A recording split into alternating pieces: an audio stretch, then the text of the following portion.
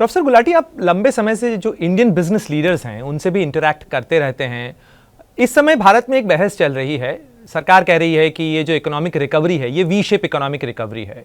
कई इकोनॉमिक जानकार कह रहे हैं कि ये वी शेप नहीं, दरअसल ये के शेप है, यानी जो अमीर हैं वो और अमीर होते चले जा रहे हैं, लेकिन जो गरीब हैं जिनके बिजनेस प्रभावित हुए हैं वो लगातार डिप्रेशन में जा रहे हैं, या जो आर्थिक उनकी हैसियत है वो लगातार सिकुड़ती चली जा रही है। तो अमीर और गरीब के बीच का अंतर बढ़ रहा है।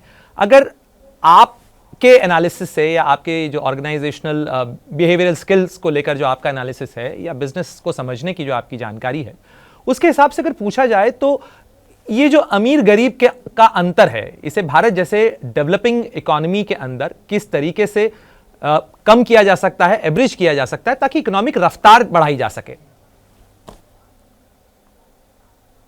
सबसे पहले तो आपको पता ही होगा, टॉमस पिकेटी ने एक किताब लिखी थी, बहुत पब्लिकली एक्नॉलेज की गई थी, जिसमें उन्होंने बोला था कि जब किसी सोसाइटी में इनइक्वालिटी एक थ्रेशोल्ड से आगे निकल जाए तो बहुत मुश्किल होगा उनके लिए।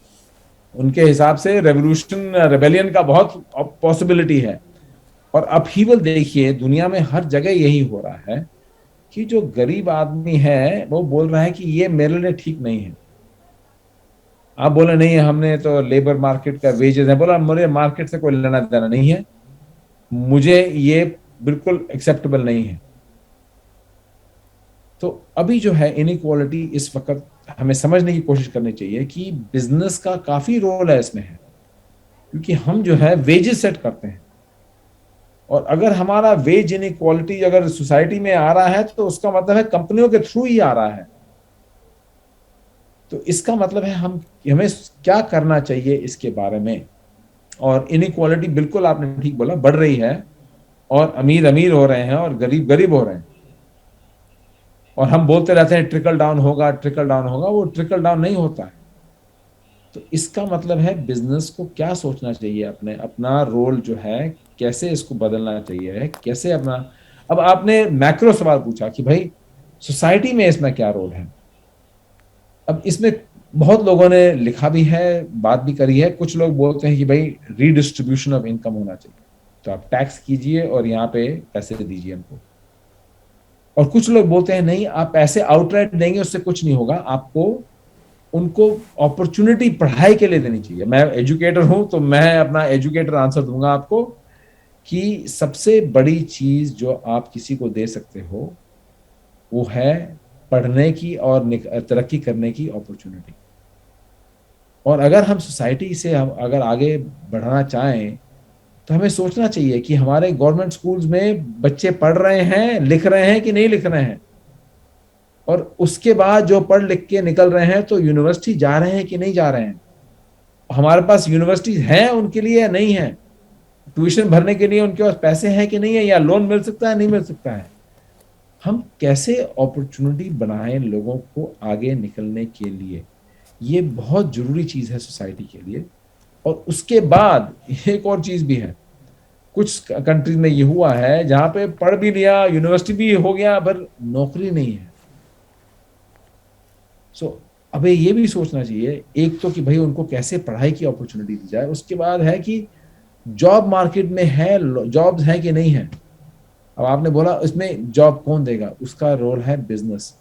अब बिजनेस आजकल आगे भी निकल रहे हैं। उन्होंने कहा हम यूनिवर्सिटी में आगे खोलेंगे, हम खोलेंगे, हमें पता है हमें क्या चाहिए, हम अपनी तरफ से खोलेंगे, हम ट्रेनिंग इंस्टीट्यूट खोलेंगे।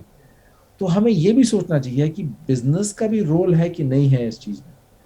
लेबर मार्केट में बिजनेस का बहुत रोल हो सकता है, और बिजनेस को सोचना चाहिए है कि हम ये नहीं है कि हम सिर्फ नौकरी देते हैं, हम कैसे इन्वॉल्व हो सकते हैं, जहां शुरू से ही हम उनको पढ़ाई की अपॉर्चुनिटी दें, नौकरी की अपॉर्चुनिटी दें, कैसे कर सकते हैं। ये बहुत जरूरी चीज है अगर हम इनकम इनइक्वालिटी को बदलना चाहें। प्रोफेसर गुलाटी, एक बहुत महत्वपूर्ण विषय को आपने अपने इस आंसर में छुआ, वो है टैक्सेशन। भारत में अभी 1 तारीख को बजट पेश हुआ और उसके बाद से भारत में कई लोग इस चीज़ को लेकर नाराज हैं कि सरकार ने टैक्स में कोई रियायत नहीं। दुनिया भर में अगर हम देखें तो जो एडवांस्ड इकोनॉमीज़ हैं, चाहे जापान हो, चाहे यूएस हो, या वेस्टर्न यूरोप के कई देश हों, वहाँ पर टैक्सेशन हाई है, लेकिन एजुकेशन, स्वास्थ्य ये जो विषय हैं इसमें सरकार की तरफ से बहुत सारी चीज़ें जो है वो फ्री कहा जा सकता है या मिनिमम उसके अंदर एक्सपेंडिचर है, लोगों के ऊपर बर्डन कम से कम पास ऑन किया जाता है और सरकार ये इंश्योर करती है कि किस तरीके से एजुकेशन और स्वास्थ्य की सुविधाएं सुनिश्चित की जाएंगी। क्या आपको लगता है कि भारत में जहां 30% के करीब टैक्सेशन है, भारत के लिए भी वो उस मॉडल की तरफ बढ़ने का वक्त आ गया है जहां पे जो बेसिक एमिनिटीज हैं वो सुनिश्चित की जाएं लोगों की, ताकि उनकी प्रोडक्टिविटी या उनकी जीवन की गुणवत्ता बढ़े?